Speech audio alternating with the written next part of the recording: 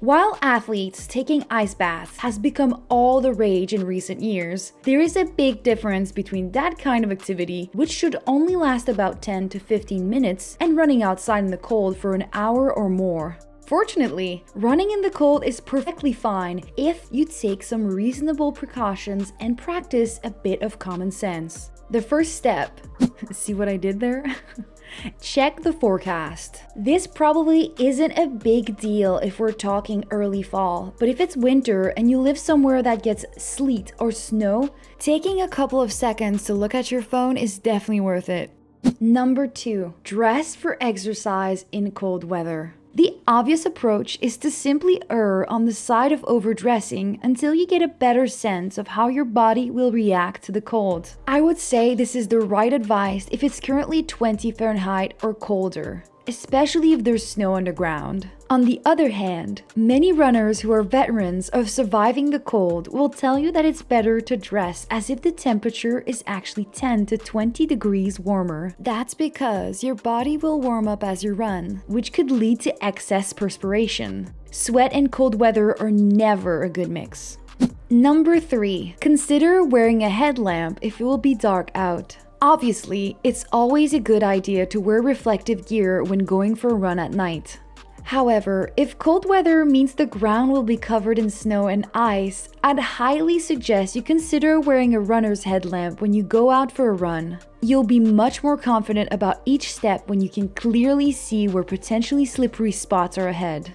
This is a good idea no matter where you're running, even if there are plenty of street lamps around. But if you prefer running trails or anywhere else where light isn't abundant, please wear headlamps so you don't get hurt. Number 4, don't push yourself too hard right away. Give yourself some time to adapt to how the temperature affects your body. And if you're going to be running after snow has fallen, it's that much more important that you slow down and get used to jogging over snow and ice. Usually, it's best to shorten your gait and quicken your steps a bit. This will keep your feet under your body instead of sending them farther forward and will give you greater stability when running over slippery surfaces. Even after you get used to running on the snow, don't push yourself to hit your typical times. The surface is going to slow you down. There's nothing you can do about that. Number 5, get a nice warm-up in before going outside. Warm-ups are always a good idea, of course, but if you're going to be heading into the cold, it would be wise to do a more thorough warm-up that will get the blood flowing. Something as simple as jogging in place for a few minutes or doing some jump rope is enough for a simple warm-up before heading outdoors. You could even just walk up and down your stairs a few times. Number 6, don't forget about hydration.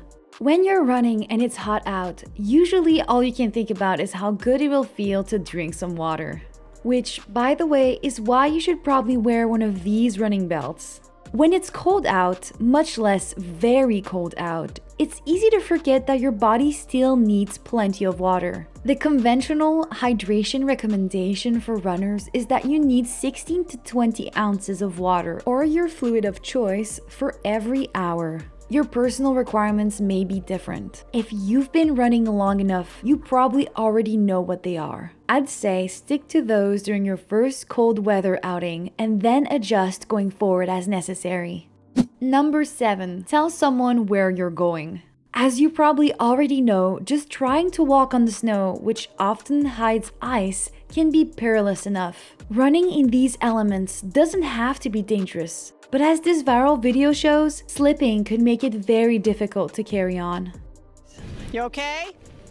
Number 8, cool down inside. Even with enough layers, you could be covered in sweat. If you try slowing down to a walk in order to cool down after your run, you'll quickly be shivering, which is not good at all. Keep the post-run walk to a short one. You can do some light aerobics inside your house to help the process and then immediately jump into a nice warm shower.